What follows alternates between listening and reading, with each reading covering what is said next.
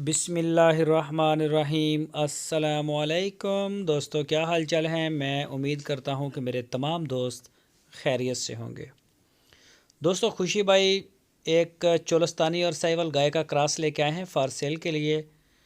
तो माशाल्लाह थन चड्डे की अच्छी है गाय, कद काठ की भी अच्छी है। दूसरा सुबह सुई है और पीछे है इसके बछड़ी फीमेल काफ। तो खुशी भाई के डेरे पे खड़ी है। इसकी लोकेशन है हरूनाबाद सिटी, ज़िला बहावल नगर। जो भी दोस्त ख़रीदना चाहें वो रब्ता करें।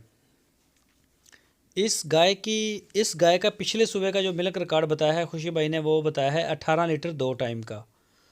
तो जो भी दोस्त ख़रीदेगा इंशाल्लाह उसको चेक करवा के देंगे दूध। ये खुशी भाई का कहना है कि उसको पूरा करवा के देंगे।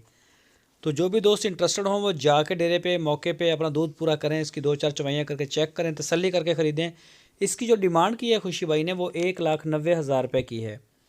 1,90,000 रुपये इसकी डिमांड। और ये खुशी भाई के डेरे पे खड़ी है। तो दूसरा, खुशी भाई ने एक स्पेशल मैसेज दिया है आप दोस्तों के लिए। उनके पास काफ़ी सारी गाय ऐसी खड़ी हैं जिनके बयाने आए हुए हैं।